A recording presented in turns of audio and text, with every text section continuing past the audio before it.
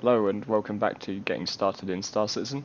I'm Loudguns, and in today's episode we're going to take a look at buying ships for Alpha UEC, and then kitting them out with better guns and systems. So I've decked myself out in my finest suit because we're going to go and spend a couple of million Alpha UEC. So I am here on Hurston at New Deal, which is at the Tita spaceport, so it's before you get onto the tram. This is one of the two ship shops in game. The other one is Astra Armada, which is on ArcCorp at Area 18. So when you come in, you can take a look around all these ships, see what's for sale. Just bear in mind there's a lot more for sale than is shown in the stores. Such so yep, you can sort of, if we wanted to buy this prospect, for example, we could take a look around it first. We could hold down F, and we could just buy it straight from this menu. But to see the full list, if you come to one of these terminals and access this, then you'll see all of the manufacturers down the left-hand side, so you can sort it just to certain manufacturers. And then you can see the individual ships and their Alpha UEC cost down the right. So I'll put a link in below in the video description to just a good resource for seeing all the ships which are currently available to buy in game, so that you can set yourself a target and work towards it. So the ship I'm going to buy today is a Drake Cutlass Red. Very similar to the black, but it's basically a bit of a space ambulance. Got a couple of med bays in the back with spawn points. So we were doing quite a lot of Xeno threat when that event was on, and a lot of people were using this ship quite effectively as it gave you a spawn point in that med bay. Also, some of the things which have been hinted at in the recent Inside Star Citizen. Says to me that maybe, a big emphasis on maybe, some form of medical gameplay is coming in the not too distant future. So with that in mind, I've saved up a bit of dosh, and I think I'll add a medical ship to my fleet. So without further ado, I can go ahead and make my new purchase.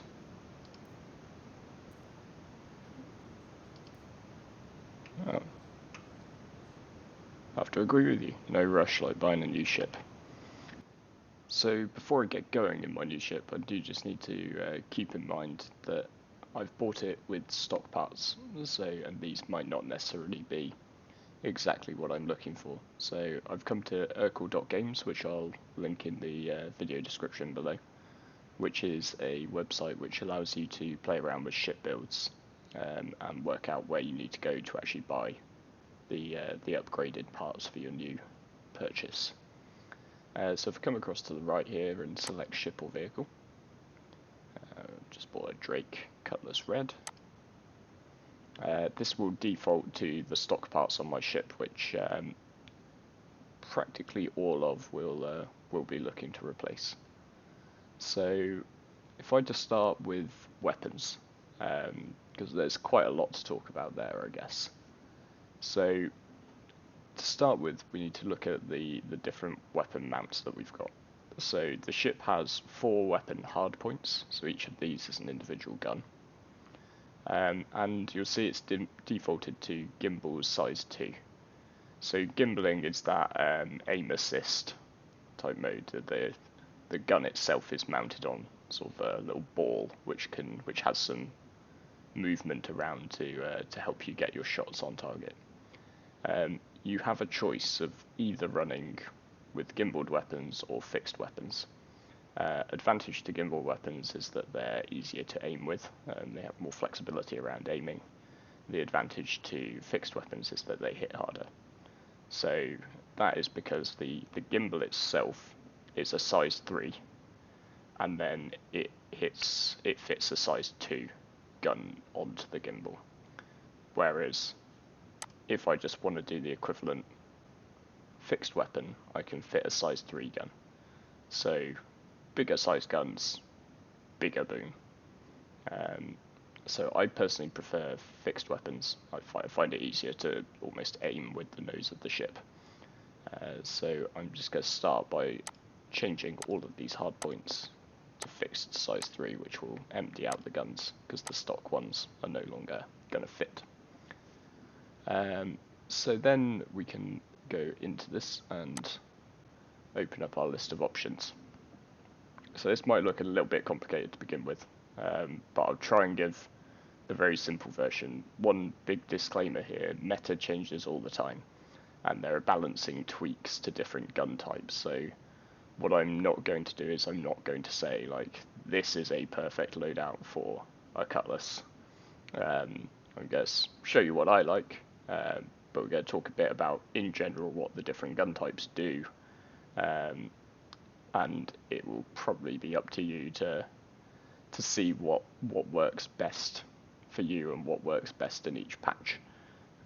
So the ship weapons are split into, I guess, 3 main categories of the damage type that they do. So we've got ballistic guns, distortion weapons, and laser weapons. So ballistics fire bullets, and they have this benefit of there's a certain percentage of ballistics which will go through shields, so they just ignore shields for a small percentage. But again, it's tweaked around from patch to patch, so I'm not going to say a specific number. Distortion weapons do no damage to ship hulls. They're like interference weapons. So they will do what looks like quite a lot of damage compared to maybe some of the ballistics and laser weapons, but they only damage shields, and the idea is that with distortion weapons you might be able to knock out a ship's electronic systems and disable it, but ultimately they won't blow up your target. Laser weapons are, so they will do damage across the board, and the advantage over ballistic weapons is that they don't need any ammo, so they don't need to be restocked, and you can't run out of bullets like you can with ballistics. But the downside for laser weapons is they don't have that benefit of going through shields, so sort of a all laser weapon loadout, and you might be taking a while to strip an enemy's shields. So then after the 3 damage types have been looked at, we've also got the different actual weapon type. So that's split into largely repeaters, cannons, and scatterguns. Just to get it out of the way to begin with, ballistics also have a Gatling, and the Gatling guns have an incredibly high fire rate, low damage. But then for the rest, they have cannons, repeaters, and scatterguns, and these can be found across all the weapon types, the damage types. So in essence, repeaters are high rate of fire, low individual damage. Cannons, low rate of fire, high damage per shot. And scatterguns are basically like the shotguns of the Star Citizen ship weapon world. So a large AoE damage, but very short range. So you have to get in nice and close to use the scatterguns. You'll notice that, in this example we don't have distortion scatterguns, for instance. There is some variation where you might not find every damage type weapon type in the same size range. So just in size 3 there isn't a distortion scattergun, for example. Whereas if we go up to size 4, then there will be a distortion scattergun, but there isn't a distortion repeater. So it does vary around a little bit, and that's why Urkel is so good for plotting out what you would like to put on a ship. You can go through all the ships in game, and you can see what guns you can buy, see what you might might do with that ship, what builds you can work out.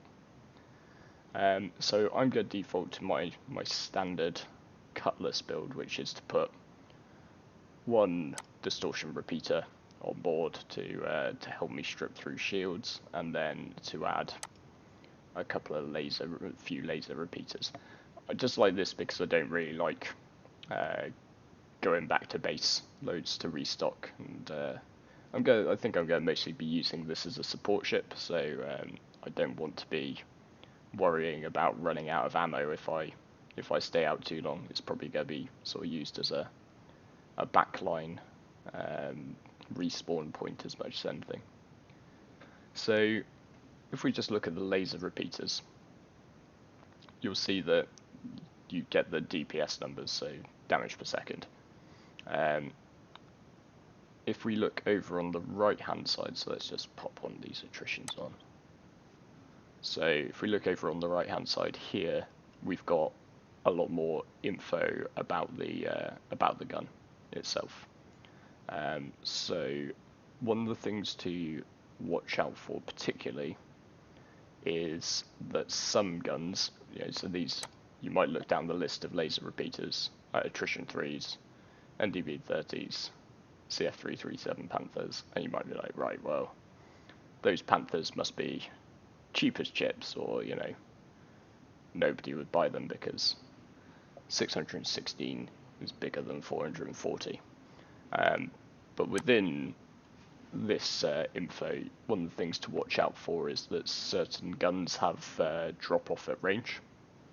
So the attritions, for example, the DPS that it states is the max potential DPS, but that DPS drop starts at 300 meters and drops by basically 0.5 every meter after 300 meters. So they get pretty poor once you're out to even a kilometer away, and 300 meters is pretty close in for space combat. So you might really love attritions if you can stay, like if your plan is to stay really tucked up to a target. But personally, I'm going to go for some of the CF337s, which don't have that drop-off problem. So I'm going to keep these all the same. Now that takes us on to our other systems. So you've got shields, power plants, coolers, and your quantum drive. So I'm going to get to the simplest one first. Pick the best quantum drive you can afford. Pick the fastest one. Watch out for slightly sort of fuel consumption. It'll come up red if your ship can't make some of these journeys, like Port Olisar to Hurston, Port Olisar to Microtech. So that's one of the longest jumps in game. But generally, getting faster travel to places is a good thing. So I would say pick the best quantum drive that you can afford, and that your ship's fuel will allow you to do those journeys in, because that's it's nice when you kick back during your first early quantum jumps, but it's also nice being able to travel across the Stanton system much quicker. So within these parts, we've got different classifications. So we've got civilian, competition, industrial, military, stealth. Competition for now probably don't worry anything about, because that's more to do with sort of racing and things. So I'd probably look at picking from civilian, industrial, military. Stealth parts is all about reducing down your ship's emissions, so making it harder to target. And there are specific builds that you might really want to do that for. This is definitely for me not going to be a stealth ship, so I'm not going to worry too much about what my emissions are. And with that in mind, I'm going to pick from the military range, because the military parts do just tend to be better than the civilian ones, and than most industrial ones in most classes. And so from military, I'm going to pick the XL1 because it's the fastest. So the next one we probably want to take a look at is shields. I'll explain why we leave power plants and coolers to last in just a second. And so for shields, we're going to look at the same. So got the same categories, and go look at military. And again, this is where some of the features you can dive into some of the minutiae of the numbers. So if we just pick out Sikoran, for example, because you might just go, right, well, I just want the shield with the highest HP. Bear in mind that this calculator just has everything in game, so it doesn't necessarily have stuff that you can buy. So the Sikoran shield, for example, you can't buy. The only way to get it is to buy a Banu Defender or a Prowler and strip the Sikoran shields off it. But we will see over here that you've got more of the stats about the shield itself. So you've got the 38,460 hit point pool, which is great. But we've also got to consider with shields things like regen and the delay. So damaged regen delay is how long after you take damage before this shield starts to actually apply that 419 per second regen. Same downed regen delay if your shields are entirely taken offline, how long before they start to come back online. So if I look down the list slightly to the FR76s, then you'll see that they've got a lower pool, but they have a 0-second damage regen delay, so this shield will always be recharging itself until it's taken completely offline. And if it's completely offline, it starts charging up again in 8.25 seconds, versus the 30 you might have to wait for the Sikoran. So what I would recommend is not just focusing in on that one stat, be it DPS for the guns, be it HP for the shields. You know, it helps to have a look at the other stats. So the reason that I say it's best to leave the power plants and the coolers to last is because as things currently stand in the game, there's a lot of times when you don't need to upgrade these things at all. If we look over on the right, this is my ship's current power consumption versus the power that's provided by my Diligence power plant. So, and same, this is the ship's cooling requirement versus the cooling that's provided by my two coolers, stock coolers. So we're very comfortably inside that, and basically as long as you have enough power, you have enough power. This is something that I really wish I had known when I first started playing, because I went and kitted a lot of ships out with high grade military power plants just because I went through and I thought, well, I just want to buy all the best parts, and over that time I probably could have saved myself the best part of 1 million credits if I'd realised this a bit earlier, that basically at the moment power and cooling doesn't matter as long as you've got enough. So if you don't have enough, find yourself something which will give you enough, but don't go for the most expensive options. Don't have loads of power that you don't need. One thing we'll just want to check though, because back in the bounty hunting video we went through and did a bit of overclocking, so we can set all these to overclock. So I'm just going to imagine I've got every my shield's overclocked and every gun overclocked, so you'll see that has increased our power requirement and our cooling requirement. So just make sure you can overclock all your systems, and yeah, I'm still comfortably within my power and my cooling, so there's no need to go spending any money on those. Now I can save this loadout, and then that will start up with that every time I load up. Cool. We can also see some overall sort of figures for the ship. So got 2,792 DPS, 404 alpha. Alpha is just when you land one hit. So sort of some of the benefits of things like builds which include a lot of cannons is that you have this really high alpha damage. You don't have to spend lots of time on target to get that DPS down. So you can just see what would happen if you fired sort of one shot with everything. What DPS would you do?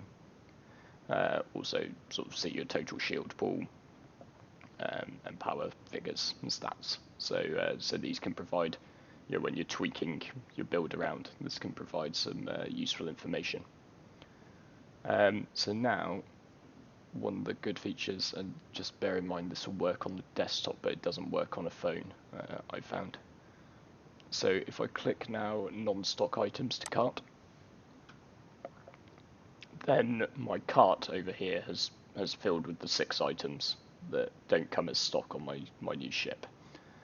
So if I just open this up, then these are the things that I need to buy, and this is the amount of AUEC that I'll need to buy them. These shops here, you can select the drop down, and you can select the different shops that have that item in stock. So that one item is going to be in stock at multiple shops. And what it's good to do is to just look down the list and see, well, where can is there an option? So these 3 are all at Port Olisar. Is there an option in this list for me to go and get my CFO and 337s at Port Olisar as well? Unfortunately, there's not. But that will help you work out where you need to go. As a general rule, if you can, upgrade the jump drive first, because if you've got a lot of travelling around the universe to do, then travelling around at a high speed is recommended. Similarly, if you've got, let's just say you've just bought a little fighter, but you've got a bigger ship, then it's usually best to travel around and do your picking up of the new parts in your bigger ship, in your fastest ship, just to get yourself around the shops quicker. So with that, I think we'll head back to the game and take a look at actually buying some of these parts. Now we've got our shopping list. So as if by magic, we're at Dumper's Depot on Port Olisar, and it's one of the shops where we can buy a large amount of the stuff we need for our ship. So you can look around and buy some of this stuff sort of off the shelves, but it's quite hard to work out exactly which part you're buying, so instead come across to the terminal.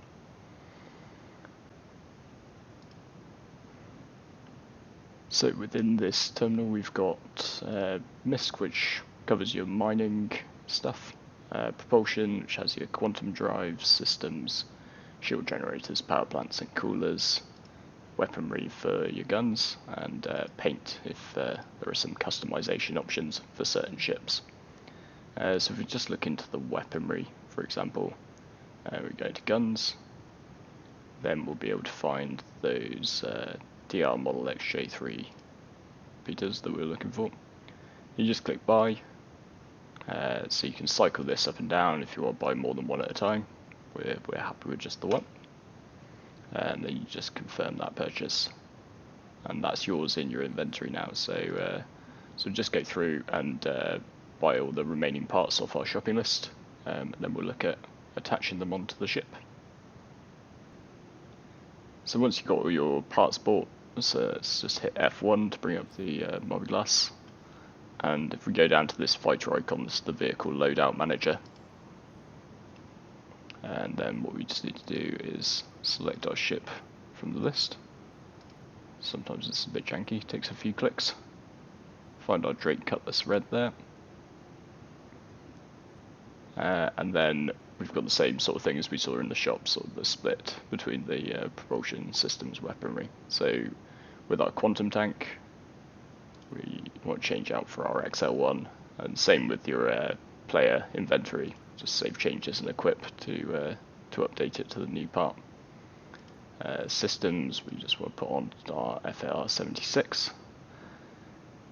And the one thing I'd sort of say about this is, like, sometimes as you buy new ships, you will find that you acquire a variety of weapons and systems and stuff, and if you're not using it, then save yourself a bit of money and, you know, take the quantum drive or something out of a ship that you're not really using anymore.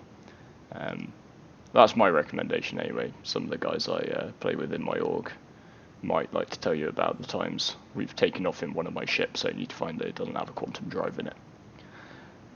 So once you're done with that, you've got your loadout all sorted.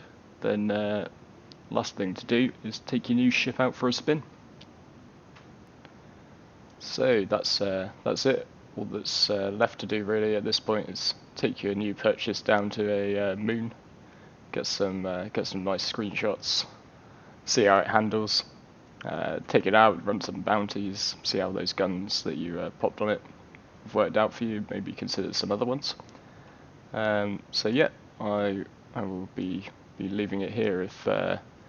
If this was useful to you, then a like, a subscribe is always appreciated. And if you're a new player, as ever, just looking to get into Star Citizen, maybe using this series to see if it's for you, I'll flash up my referral code on screen. It would get you an extra 5,000 credits to start with, and it helps me out too. So I think we'll probably have a couple more episodes in this series before I leave it where it is. We'll probably go and take a look at some ship mining in the next episode using a prospector, and then maybe we'll round it out with one final episode to just talk about potential professions that are coming in, because we've covered off the majority of stuff at this point. So thank you very much for watching, and I look forward to seeing you in the next one.